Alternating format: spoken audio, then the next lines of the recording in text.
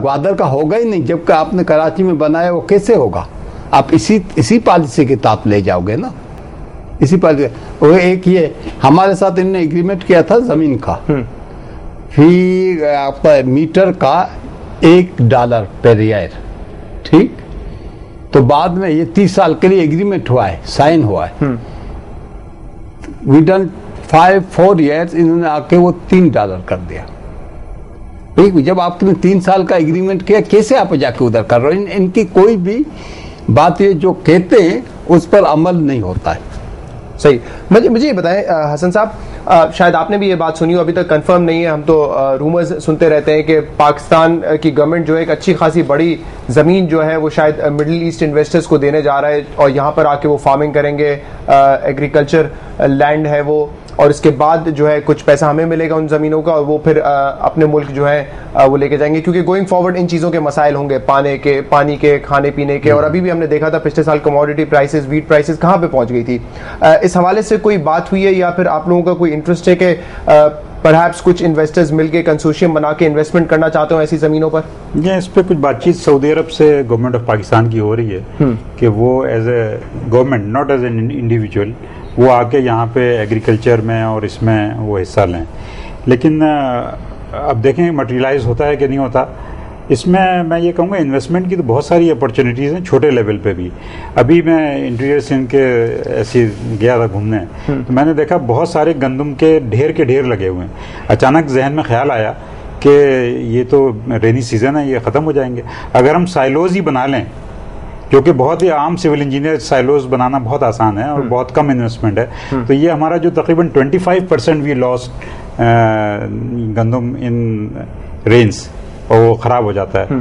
तो इसी तरह राइस हमने जैसे 2 बिलियन की एक्सपोर्ट की, हमारे पास स्टोरेज की फैसिलिटीज़ जो हैं वो इतनी नहीं है प्रॉपर, जो दादू, लाड़काना और ये सारे इलाके में अगर आप जाएँ, डेयरी प्रोडक्ट्स के साथ ये इशू है, कितना तो वेस्ट हो जाता है क्योंकि we can't process it.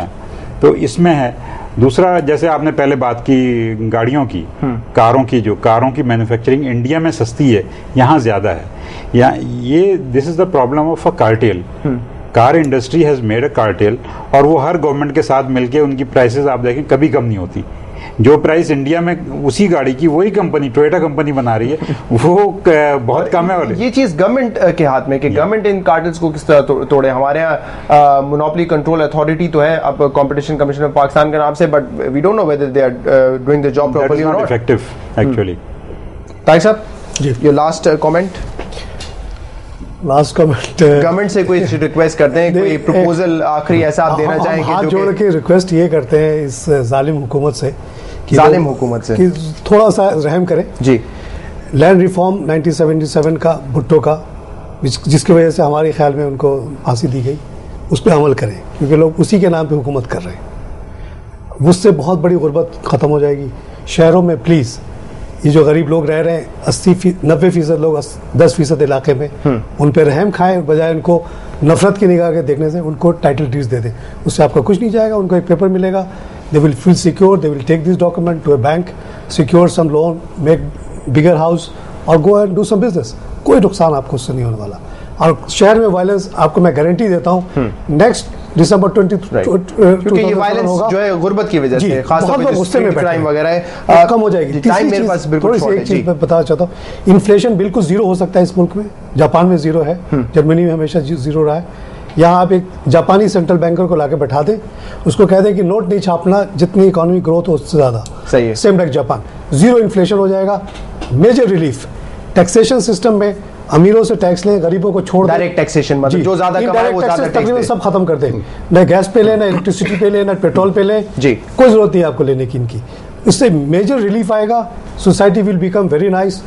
All overseas Pakistanis will probably come back with their $1 trillion and things will be very different। ठीक है, तारिक साहब, गुलाम साहब, हसन साहब, आप तीनों का बहुत बहुत शुक्रिया प्रोग्राम में शामिल हुए हमारे साथ। काफी शॉकिंग फिगर्स इस प्रोग्राम में सामने आए। 8 मिलियन पाकिस्तानीज हैं जो कि बाहर काम कर रहे हैं और उनकी जो नेट वर्थ है वो $1 ट्रिलियन की है, और शौक की बात यह भी है कि हम जो है IMF के पास जाते हैं, एशियन डेवलपमेंट बैंक के पास जाते हैं, वर्ल्ड बैंक के पास जाते हैं $500 मिलियन, $600 मिलियन, $3-4 बिलियन मांगने के लिए, जबकि हमारे पाकिस्तानी जो कि पाकिस्तान से बाहर काम कर रहे हैं उनकी जो वर्थ है $1 ट्रिलियन की है।